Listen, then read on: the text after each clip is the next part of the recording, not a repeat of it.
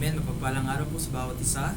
Welcome to the continuation of our Bible Doctrine class, Effectual Bible Students. At salamat sa Panginoon for giving us once again the opportunity na magturo ng Kanyang salita. Tayo pong lahat ay may tayo as we pray. Purihin ka, Panginoon, sa oras na ito. Nais po namin ibalik sa inyo lahat ng kapurihan. Nais po namin i-magnify ang pangalan sa lugar na ito. Kung saan ay kami po ay sama-samang nagpupuri sa inyong kabutihan sa buhay po ng bawat isa. At ngayon po ay dadako kami muli sa continuation ng aming Bible Doctrine class, kung saan ay nais po namin pag-aralan kung paano po maging isang effectual Bible student. At isa po dyan ay kung paano po i-interpret ang Bible. Tulad po ng aming i-discuss today, ang aking pong hiling ay ang inyong lingkod ay bigyan po ng wisdom at i-guide niyo po ako into all truth. Ang banal na Espiritu ang magbigay sa akin ng tamang spiritual understanding na sa ganun ay may explain po ng mabuti ang salita, especially in terms of how it should be interpreted. At humingi rin po ako ng tawad sa aking po mga karumihan, kakulangan, kasalanan, at kailangan po nawa ang mapulihan at mapasalamatan at mamagnify. Dalayan ko rin po ang pumasbas sa bawat isang narito ngayon na makapakinig po ng maayos at maintindihan po ng mabuti ang bawat isa ang inyong salita. At gayon din naman po yung aming po mga kapatid na mga wala pa, nasa daan, ay inyo po silang pakaingatan at sila yung makahabol po naman sa aming po Doctrine class. Wala po kaming gustong purihin kundi kayo lamang po sa aming mga gagawin, iisipin at sasabihin. Ito po ang aking isang panalangin sa pangalan ni Jesus. Amen. Okay, we've seen that. So, nasimulan natin last time yung tinatawag na sound rules of Bible interpretation. So, number one rule na dapat maintindihan ng isang estudyante ng salita ng Diyos ay yung dapat mong ma-interpret ang Bible by the rule of context. So, ano ba yung context? Ano nga ba yung Tagalog ng interpretation? Dapat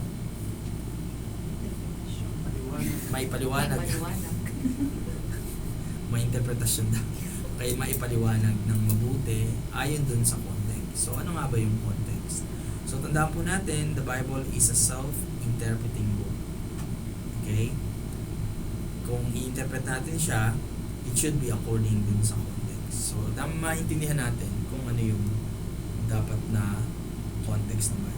So, para malaman natin yung context ng isang passage, halimbawa yung passage about the Beatitudes sa Matthew chapter 5, o yung passage about dun sa Hall of Faith dun sa Hebrews chapter 11, o yung passage about the 1 Corinthians 13, the chapter Love, or passage about dun sa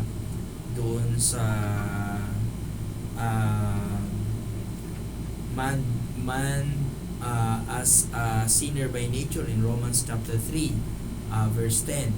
So marami tayong mga passages, marami kayong na-encounter na mga text sa Bible na hindi mo siya dapat ini-interpret ng basta-basta na stand-alone. Halimbawa, kumuha ka ng isang verse at bigla mo na lang siya in-interpret without getting yung tinatawag na context. Kaya lang, para malaman mo yung tamang context, kailangan mong maintindihan yung larger context. So, meron tinatawag na specific context. Pasok po. Specific context, palang maga si Sister Lonnie. Okay, patuloy po tayo.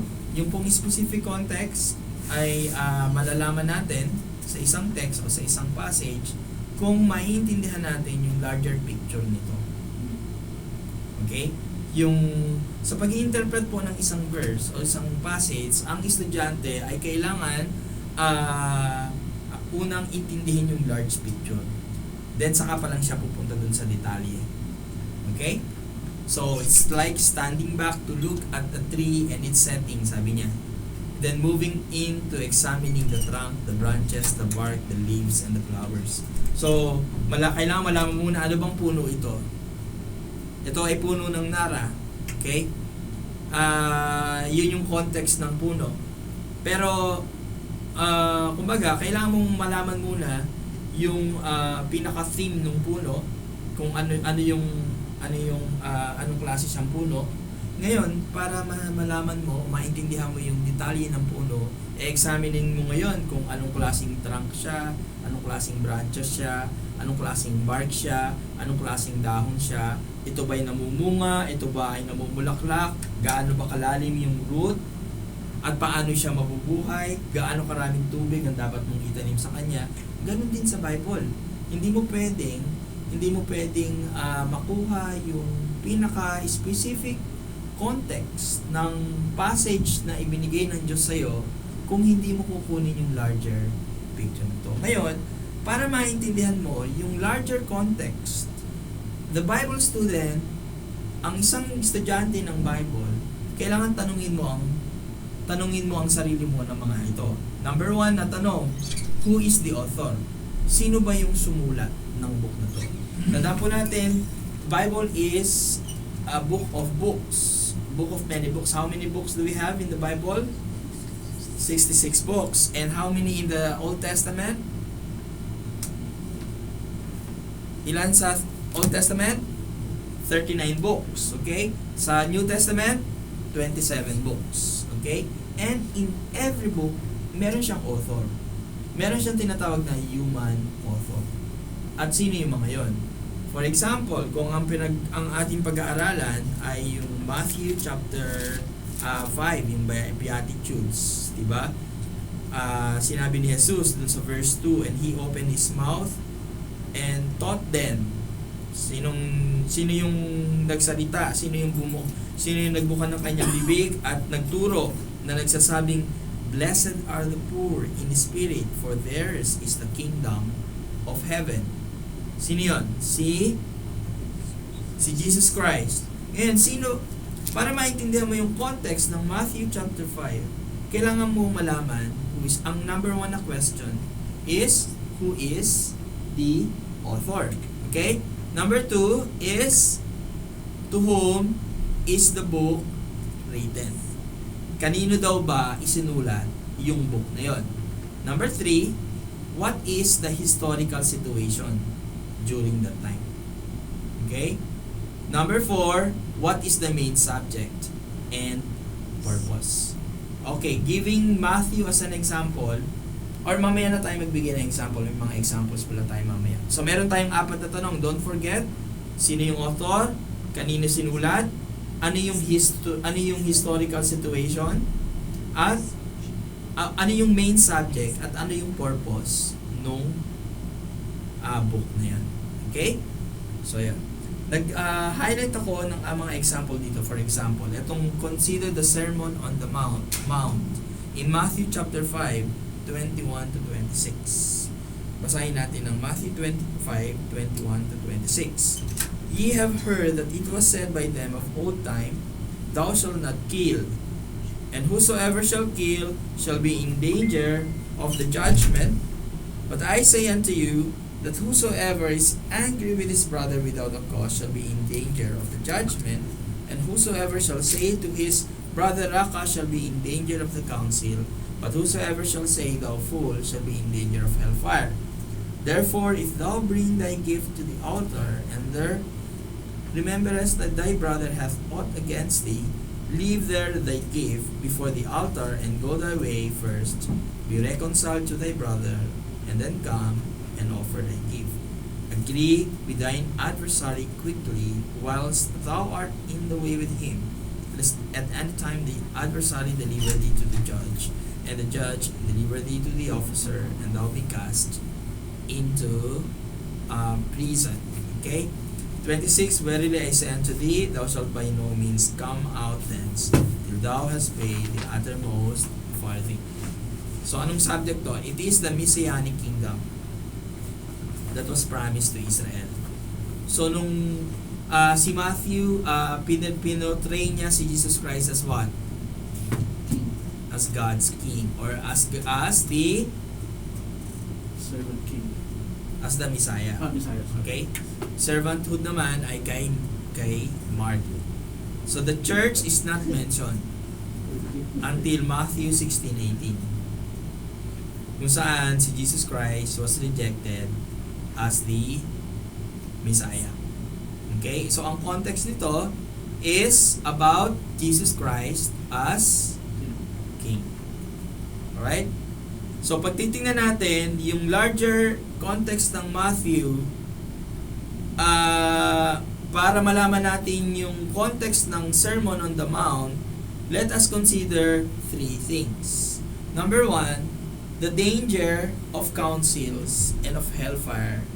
Ayan, sabi niya, for being angry with a brother without a cause. Okay?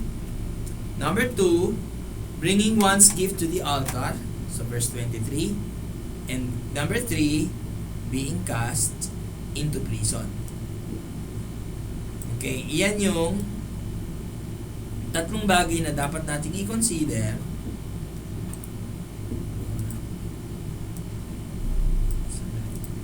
lagyan natin na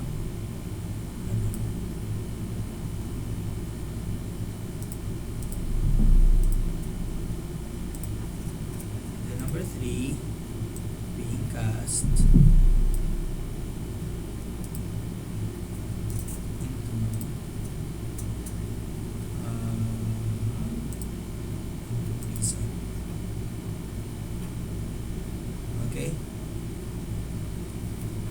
So, itong tatlong bagay na to ay mga pwedeng application na pwedeng i-apply sa buhay ng isang Kristiyano.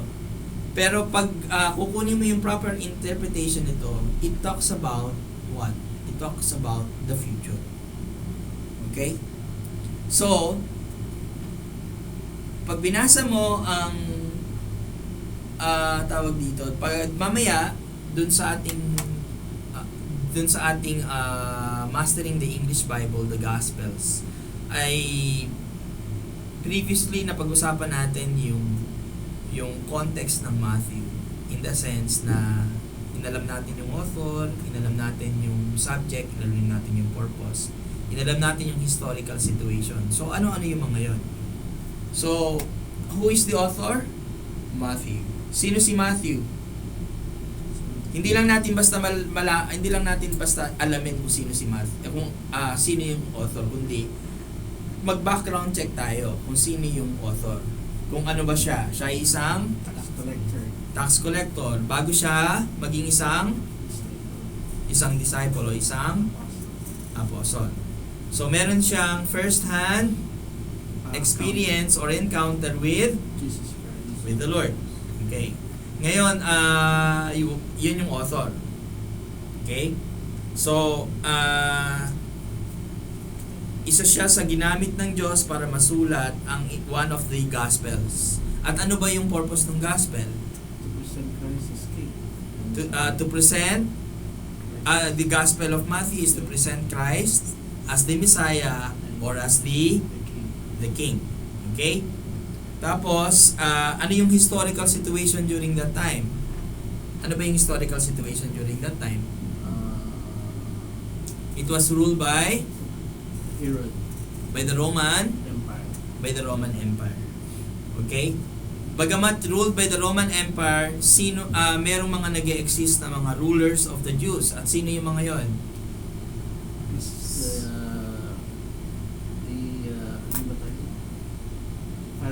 The Pharisees, the Sadducees, pero pa isa, the Scribes. Okay. Yung Sanhedrin is a council of all those na mga grupo, Sadducees, Pharisees, or Scribes. Meron siyang council, 70 members na tayo or something. O yun, mga 70 or 71. Sila yung mga rulers na tinatawag. Okay?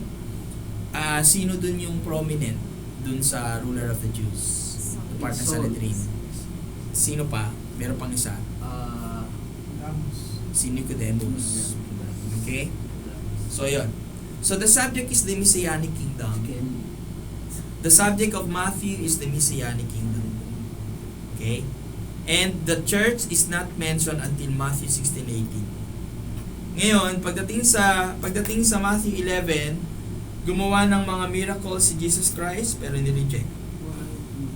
Tapos, ang mga Pariseo, nagplano patayin si Kristo. Okay? So, nireject si Jesus Christ sa Nazareth, sa kanyang hometown. And then, si John the Baptist was beheaded in Matthew chapter 14. So, maintindihan lang natin yung Matthew chapter 5 in a larger context pagdating dun sa kung ano yung tinuturo ni Kristo. Ano ba yung tinuturo ni Kristo? Tinuturo niya yung kaharian at ino-offer niya ang kanyang sarili as the Messiah. Okay? Yun yung kaya nga sabi, yung proper interpretation ng Matthew chapter 5 looks to the future. Bakit? Sino ba yung kaninong kingdom ba ang sinasabi ni Kristo? Nung time na yon, ipine-present niya ang kanyang sarili as king dahil meron pa parating na kingdom. Kaya lang, ang mga taga-Israel ay nire-reject siya. Okay? Yun. So, yun yung larger context ng Matthew. Consider naman natin yung Hebrews chapter 10, 38 to 39. Ang sabi doon sa Hebrews chapter 10, 38 to 39. Mag-start tayo magbasa. Basa tayo sa unahan naman, si Sister Chi. Hebrews chapter 10, 38 to 39. Hebrews 10, 38, 39. Now the judge shall give their gift, but if any man draw back, my soul shall have no pleasure in him. But we are not of them who draw back unto perdition, but of them that live till the saving of their soul. Okay. So, anong larger context ng Hebrews? Para warningan ng mga Hudyo na nag-profess sa kanilang pananampalataya, okay, na merong danger na sila, na kinakaharap sila para para bumalik sa Judaism dahil dun sa persecution na kanilang natatamasa.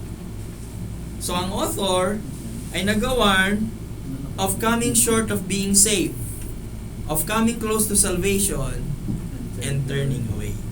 Okay? Kaya yun ang sabi niya sa Hebrews 10:38, now the just shall live by faith. Okay? But if any man draw back, my soul shall have no pleasure in him. Bakit ganun? The just shall live by faith. Pero merong mga gustong gustong bumalik dun sa kanilang dating pananampalataya. Because of what? Because of persecution. But we are not of them who draw back unto perdition. Kung ikaw ay saved, you don't draw back. But of them that believe to the saving of the soul. Okay? So, yun yung context. So, once the larger context is understood, there is the immediate context. So, ano yung una?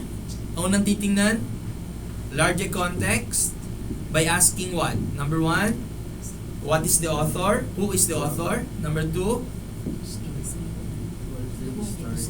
to whom it was written. Number 3, what is the historical situation? And number 4, what is the main subject and its purpose? Okay, so 4 na bagay ha, don't forget. That is the larger context. And then, after the larger context, anong titingnan? What will be examined? The immediate context. Okay?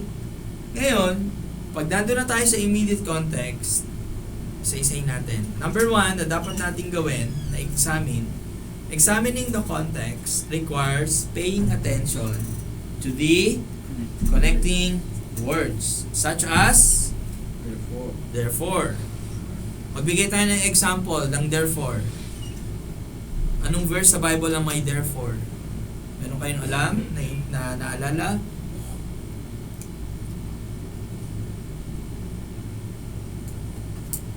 Second Corinthians 5:21.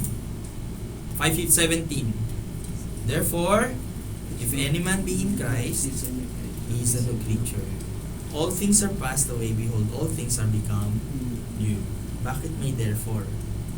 Doon mo titingnan ngayon ano yung sinabi niya before the verse. For example, ang 2 Corinthians 5:17.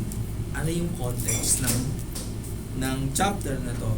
Okay, sabi niya, verse 16. Wherefore, henceforth, verse 15. Kasi sa wherefore, meron na namang di ba? So, preceding verse ulit. And that He died for all, the day which live should not henceforth. Ano yung end? That's also a conjunction. So, verse 14 na naman tayo, preceding verse. For the love of Christ constraineth us. Meron na namang conjunction. Verse 13. For whether we be beside ourselves, it is to God. May conjunction na naman. Verse 12. For we commend not ourselves again unto you. Meron na namang conjunction. Verse 11. Ano sabi sa verse 11? Knowing therefore the terror of the Lord, we persuade men, but we are made manifest unto God. Verse 11, meron na namang conjunction. Ano yun? Knowing therefore. Verse 10, for we must all appear before the judgment seat. For, meron na namang conjunction. Verse 9, wherefore we labor, that whether present or absent, we may be accepted of Him. Meron na namang conjunction. Pero verse 8, sabi dito, we are confident, I say, and willing rather to be absent from the body and to be present with the Lord. So, may papansin nyo na puro conjunction ang verses ng 2 Corinthians chapter 5. Okay? So, lahat dyan ay connect. Ano yung nagbigay ng conjunction? So there is something in the chapter na masasabi mong siya ang immediate context. Kung maintindihan mo kung bakit nagbibigay ng conjunction si Apostle Paul. Okay? Ngayon, ang 2 Corinthians ay nagpapatukoy dun sa sinabi dun sa verse 8. Ano sabi? Verse 10. Ano sabi sa verse 10? For we must all appear before the judgment seat of Christ, that everyone may receive the things done in his body according to that he hath done, whether it be good or bad. We, sabi niya, we must all appear. Sino ang kausap ni Paul sa chapter na to? Ang mga Corinthian believers, members of the church. Okay? So kapag ikaw ay isang believer, you will appear in the judgment seat of Christ. As an exhortation or as a challenge, tina-challenge ni Paul na since tayong lahat ay mag-a-appear dun sa judgment seat of Christ, dapat yung maintindihan dun sa verse 17, therefore if any man be in Christ, he is a new creature. All things are passed away. Behold, all things are become new. So that's an example of a conjunction. Hindi ka halimbawa, nag-recite tayo ng verse, 2 Corinthians 5:17, therefore if any man be in Christ, he is a new creature. Paano mo ngayon ipapaliwanag yung verse? Paano mo ngayon i-interpret ang verse sa tao? Bago ka palang nilalang eh. Ibig sabihin, hindi ka na dapat nagkakasala. Ibig sabihin, lahat ng bagay sa iyo ay bago na. Wala ka na dapat kasalanan. Ganun ba yung context ng chapter na to? Paano kung ang isang Kristiyano ay nakikitaan mo ng kasalanan? So, pwede mo bang i-conclude, Sister Jellica, na siya ay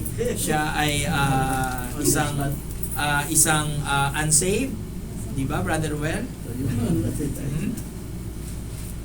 So, hindi yun ang context ng 2 Corinthians 5:17. Pinapaalalahanan ni Paul na kayong mga karnal na Kristiyano, kayo ay mga bagong nilalang. Pero hindi niya sinasabi na hindi ka na pwedeng magkasala kasi we're still in the flesh. Pero it is the challenge. It is a challenge coming from Apostle Paul na para ma-challenge ang isang karnal na Kristiyano, hey, hindi ba dapat hindi mo na ginagawa yan? Kasi you are a new creature. All things are passed away. Behold, all things are become new. Okay? So pag nag-interpret ka ng isang verse, make sure na i-interpret mo siya first according to the larger context, going to the immediate context. And number one, examination na ginagawa natin para sa immediate context, tinitingnan natin yung mga number one, paying attention to the connecting words. Okay? Yung mga conjunctions. Therefore, wherefore, for, because, that, so that, nevertheless, what then? Okay? Halimbawa, yung sinabi dun sa Colossians chapter 3 verse 1. Sabi dun, sa Colossians 3 verse 1, Sister Kenley. Colossians chapter 3 verse 1. Colossians chapter 3 verse 1.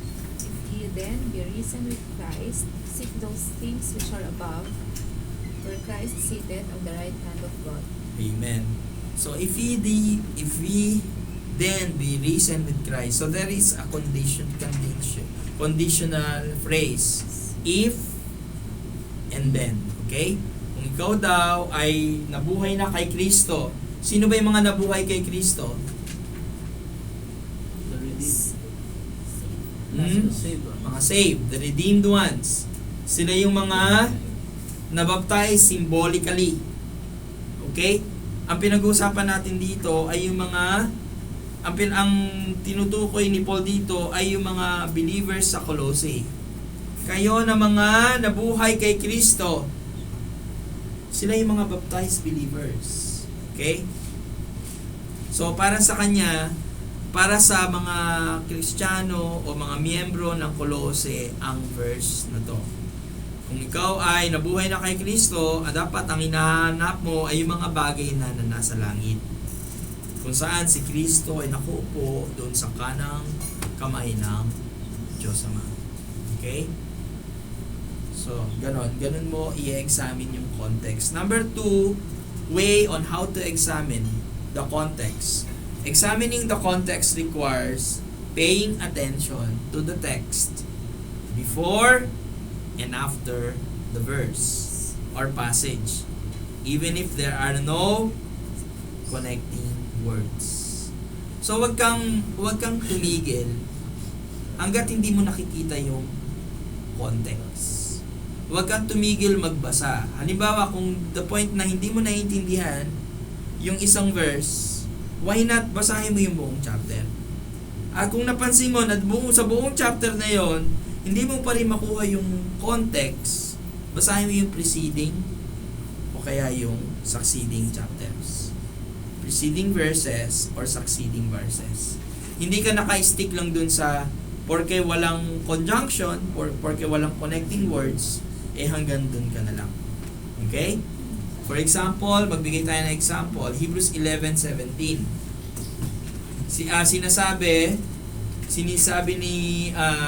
Sinasabi dito that Isaac is Abraham's only begotten son. Hebrews 11:17, Brother Jeff. Hebrews 11:17. Hebrews 11:17. By faith Abraham, when he was tried, offered up Isaac, and he that had received the promises offered up his only begotten son. Okay. Sino si Isaac? The son of Abraham. Pero before Isaac, meron siya naging anak. Sino yun? Si Ishmael. Ngayon, bakit sinabi sa Hebrews 11 na si Isaac was only begotten son of Abraham? Does it mean na namali yung Bible? Does it mean that this is a deliberate error na pwede natin makita sa Bible? Hindi. Bakit? Because pinapaliwanag dito in the next verse. Ano sabi sa next verse? Sa verse 18. Basahin ni Sister Carla. Verse 18, of whom it was said, that is Isaac shall thy seed be called. Isaac. Be called. Ano pa sabi doon? Isaac shall thy seed be called. Sandali. Yung sinabi niya roon sa Son of Promise.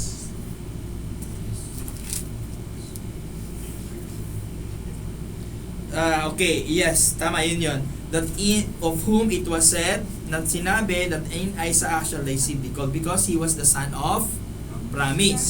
So yun yung interpretation na yun. Nakita natin yung context ng 17 by reading the succeeding verse. Kaya sinabi siyang only begotten son, kasi ang context ng only begotten son, because Isaac was the only son of promise. At ang promise na yon ay hindi ibinigay kay Ishmael. At you know what? At dito nagsimula ang jealousy. Dito nagsimula ang envy from among the tribes or sons and daughters of Ishmael. Kung kaya, etong mga anak ni Ishmael ay naging bansa surrounding Israel. the promised land o surrounding Israel. Sino yung mga yan? These are the Arab countries. Kaya no wonder, akala natin yung dispute o yung war ay nangyari lang kung kailan lang. It happened during the time of Ishmael. During the time of Keturah. Kasi yung mga sons and daughters of Keturah, sino si Keturah? Ang naging asawa ni Abraham after na mamatay si Sarah. So nakipag-alay itong sons and daughters of Keturah na kay dun sa sons and daughters of Ishmael through Hagar para awayin si Isaac at ang kanyang mga tribes. So, hindi no wonder kaya hanggang ngayon is merong war. At yan ay not to mention the fact na dahil dun sa pagiging stiff-necked people ng Israel, ay talagang hindi sila mauubusan ng war. Okay? And yet, nandyan pa rin ang kamay ng Diyos. Hanggang ngayon, nandyan pa rin ang Israel. Pero may hangganan yan. Kailan yon? Kailan mangyayari yung time na ma-realize ng Israel na realize niya na si Jesus Christ was the Messiah? Kailan yun? During the tribulation. At wala na tayo dito. Okay? That was the time that during the tribulation, merong mga Jews na masasave. Pero tayo na mga Christians will enjoy heaven during that time. Will be either you are a spectator or you are one being rewarded by Christ through the crowns. Okay? Ano yun? Judgment seat of Christ. So examining the context requires paying attention to the text before and after the verse or passage if there are no connecting words. Ano pa? So, ano pa yung dapat nating maintindihan about context? Number 3, about context. Context defines words. And perfect example is in 2 Timothy 3:17. Okay? 2 Timothy 3:17. Babasahin po ni Ate Loni, pakipasa po. Paki-guide po siya, Ate Carla. Second Timothy, ano po start? Ha? 2 Timothy 3:17. Okay. But the man of God may be perfect, thoroughly furnished unto all good works. Amen. So, ang isang lingkod daw ng Diyos ay magiging perpekto. Okay? Ibig sabihin, kapag ba ikaw ay naging isang Kristiyano, o ibig sabihin, kapag ikaw ay, anong preceding verse doon? For all Scripture is given by inspiration of God and is profitable for doctrine, for reproof, for correction, for instruction in righteousness. Yun daw, salita ng Diyos ay para mag-reprove, para mag-correct, para mag-instruct. At pag nangyari yun sa isang lingkod ng Diyos, siya ay magiging isang perfect. Ibig sabihin, yung salvation natin is unto perfection. Para ma-save ang isang tao, maging perfect muna siya. Hindi ganun ang context nun.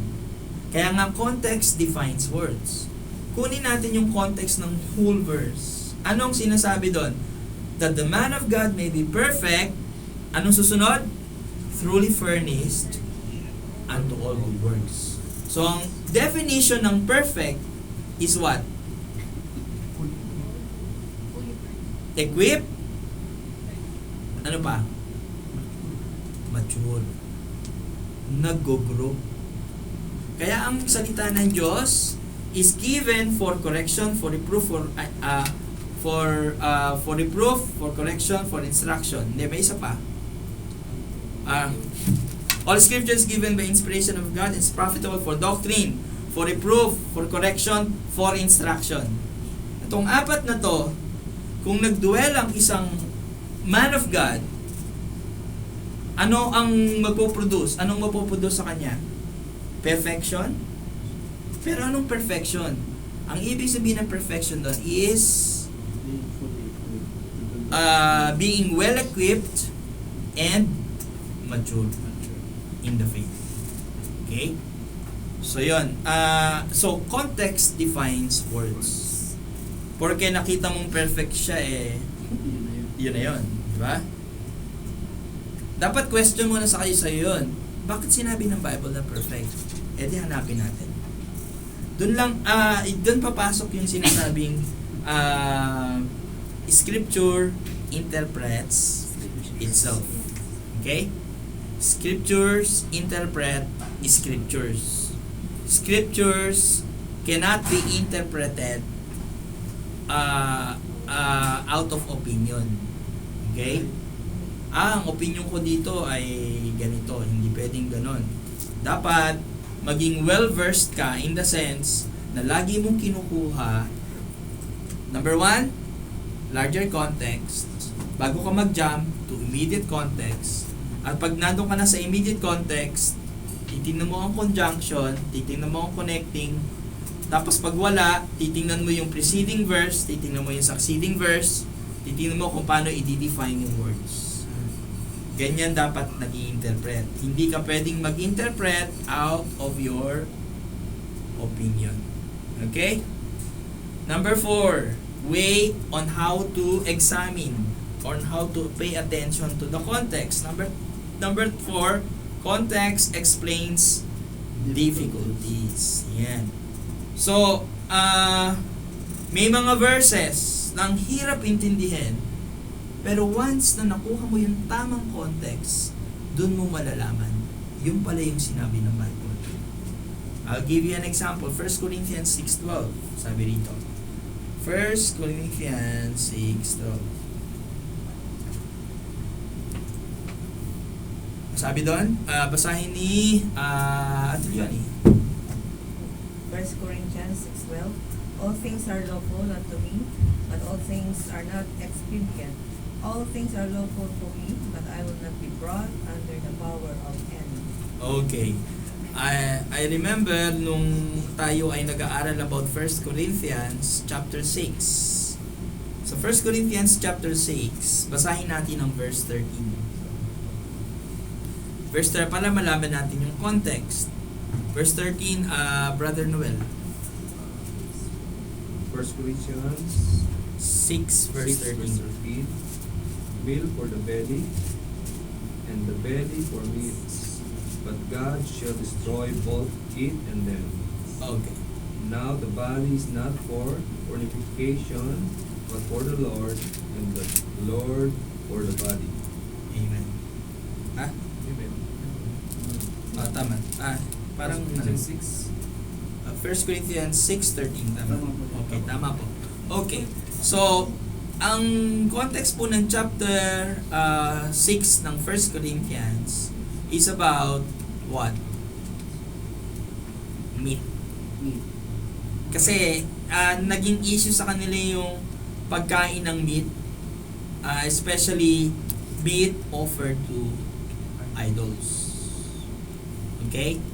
Ngayon, ano ba ang sinasabi ng Bible when it comes to Christian eating meat offered to idols? Is it good to eat meat offered to idols? Hopefully na, Pastor, pero kung makaka-open, kumain. That's right. That's right. Amen. That's right. Exactly. Okay? Tandaan po natin, we have the liberty. We are at liberty to exercise our faith and practice as long as you are not being a stumbling block to others. Okay? Halimbawa, may bagong Kristiyano tapos biglang ganun. Alam mo na wala nang bearing ang meat offered to idols. Wala nang bearing yan. As long as it's prayed with thanksgiving, wala. Paano yung pagkain natin ng mga halal? That's Sige right. nga. Yeah, right. Paano yung pagkain natin ng mga halal dito na mga meat? Di ba pinapanalangin nila yan? Bago nila patayin, bago nila katayin.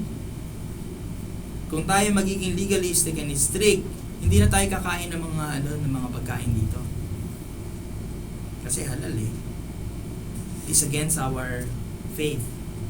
Pero this is not what the Bible is teaching us.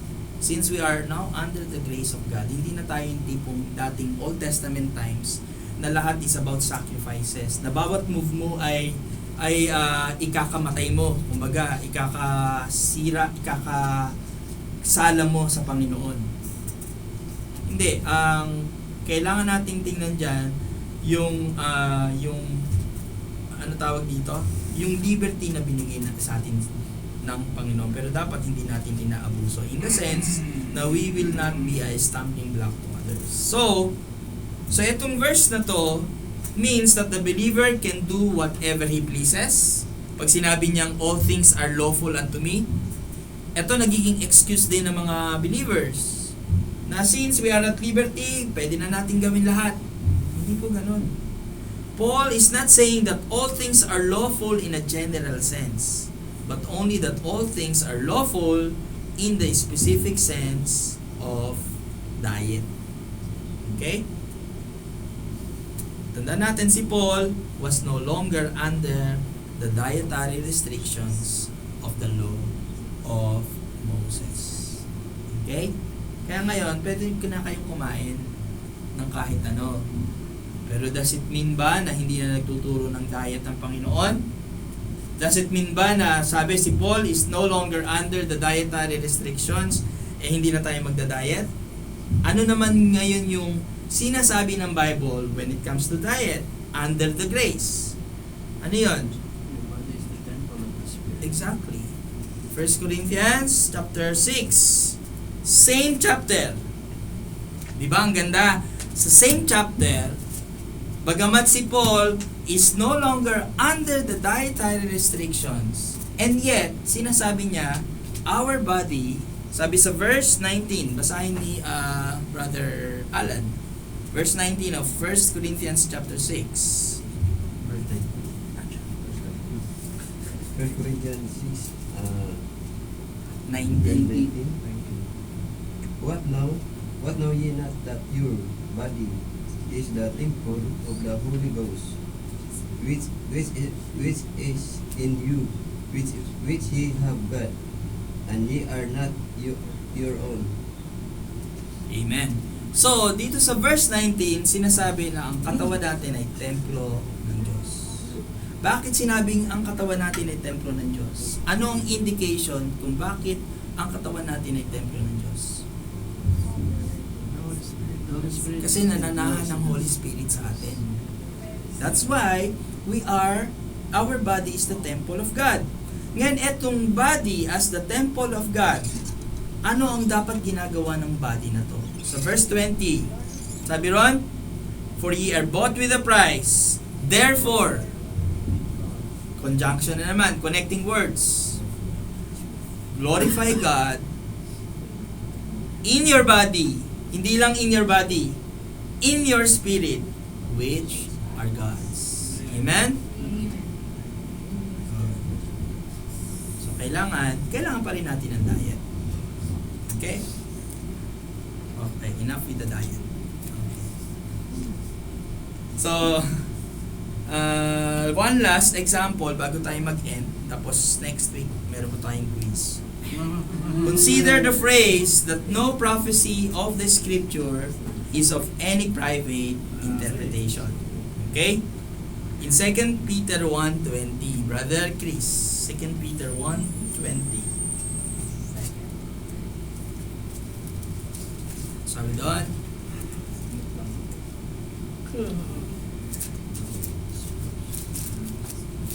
Second Peter. Ano po yan? 1:20. Uno bente. Knowing this verse, that no prophecy of the scripture is of many right and interpretation. Okay. So, hindi natin pwedeng, ang verse na to is not a standalone verse. Bakit? Kasi, ini-interpret nila ito in several ways. Okay?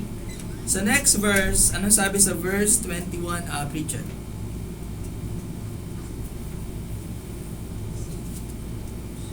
Verse 2 Peter 1. Peter chapter 2, verse Chapter 1. 21. Chapter 1. For it had been better for them. Chapter 1.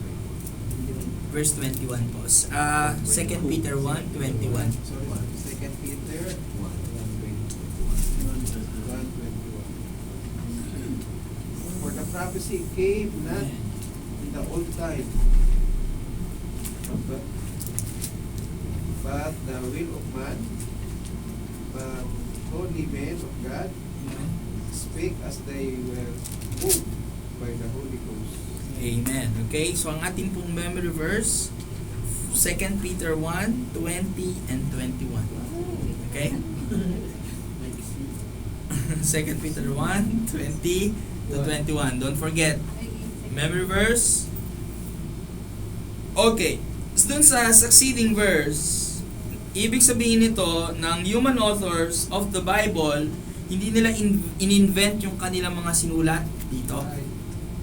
So, siguro, tatanungin nyo ang sarili nyo, paano masasabi nyo na Word of God ang Bible? Eh, mga human authors yan. Yan ang usually na tanong ng mga karamihan. Kung bakit yung iba hindi naniniwala sa Bible. Okay? Pero, tandaan po natin, yung sinabi dito sa verse 21, na, sabi ron, holy men of God.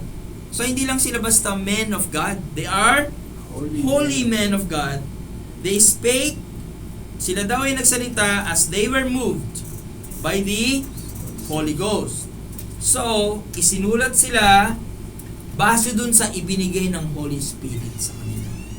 So, merong spirit-led life sa buhay ng isang human author. Kung kaya nasulat ang Bible. Kaya naniniwala tayo that every single word of the Bible is the very word of God given to every human author. Okay? Through the Holy Spirit. Amen. So, naniniwala ba kayo that the Bible is the Word of God? Amen. Amen. So, that's how you interpret the Bible. So, as a review, para next week, alam nyo, so, in interpreting the Bible, number one rule, the Bible must be interpreted by the rule of context. And the Scripture interprets itself. So, to know the context, it begins with understanding what? The larger context. Pagkatapos, ay ano yung tanong sa larger context? Who is the author? To whom is the book written? What is the historical situation? And what is the main subject? And purpose. So, para maano natin, who, ano pa? What? Who, Where? where, What? When? what, and why. And why? Okay? Who? Where? Who, When? to whom, hindi, yung who, To whom is the book written? to whom is the book written? Paano mo alin yung isang ano yun? Ano yung what? Yan. To, what, where, and why. Okay? Yung apat na yan. Don't forget yung apat na tanong na yan. From a larger context, anong susunod? Immediate context. Immediate context. Ano ang ways para ma-examine natin ang immediate context? Number 1, through connecting words. Connecting words. Number 2, through what? Context-defined words. Through preceding and succeeding verses, before and after the verses. Okay? Number 3, definition of words, or context defines words. And number 4, context explains difficulties. Okay? Then next week, pagpapatuloy po natin because wala na tayong time. Okay, meron po kayong tanong bago tayo mag-close in prayer? Wala. Okay, let us pray. Wala na po. Lahat tayo magsatayo. Let us pray. Lord, salamat nga po for today sa sound discussion. Dalahin ko po na patuloy po na ma-excite ang bawat isa sa pag-aaral po ng inyong pong salita. Tunay nga po na napakasarap na nandyan kayo para ibigyan kami ng spiritual understanding para maintindihan namin ang lahat ng ito. At patuloy po kayo na kumilos sa buhay ng bawat isa para lalo po naming maintindihan ang inyong pong salita. Ito pong salita ay hindi po para maging pabigat sa amin, kundi para po maintindihan po namin ang inyong pong kalooban sa aming buhay. At dalahin ko, Lord, na gabayan niyo po kami to become an effectual Bible student of yours. So, bless niyo nga po ang mga susunod na programa para pupurihin kayo, para sambahin kayo sa Espiritu at katotohanan. At kayo lamang po aming tinataas, ito po aming samot panalangin sa pangalan ni Jesus. Amen. Okay? So, huwag kayong mawawala mamaya sa ating pong next Bible Doctrine class. Okay? Thank you. Ano napunta sa akin? Practice po ang choir. maganda na. Wow! Hindi tayo para Ganto tayo. Wow, ma! Ay, mag-practice po pala tayo. Yes, kailangan. Alam ko na.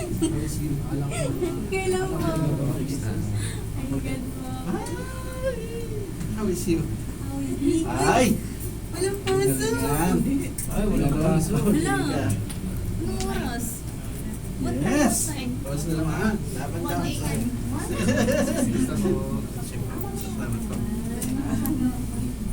Yay! Hey! Good Sis. morning. Ano yung mga tasos? Wala po eh. Saka lang po tayo. Ano na? Saan po? Ano mo ah? Ano yan? Ano pa ba ngayon? Ano ka sa akin eh? Hanggang ngayon lang, hindi ko alam. Hating ko? Don't think about it. Ano? Amoy downy. Charger na. Ano din naman siya. Of course, wala. Of course, wala akong charger. Phone, sipa. Ano tayo ng... Practice po tayo ng choir.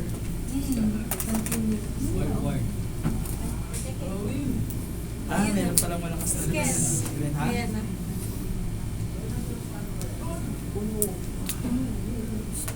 May awitin na po tayo sa akin. Baka next week. Baka naawit na natin. Ewan ko lang, din na natin. Pero gagawin ko ulit. Siguro dalawang May quartet tayo. May quartet tayo. Parang basag ito. Quartet. Ay, hindi. Dati ko sa Hindi natin nagagawa yun. Basag ito no. Walang lyrics pa doon. Ate! Sorry po. Dito kayo, dito kayo. Sinadyan niya talaga yan. Pinadya, no? Oo. Mapasok lang ba eh, puputulin niya. Please, yan dito, nandiyan na. Dito na kayo, mga choir, mga ano, soprano. Soprano, alto lang. Ako, baka mag-bass ka na naman. Sama-sama ang soprano. Kakaiwalay kayo. Savior! Ano yan?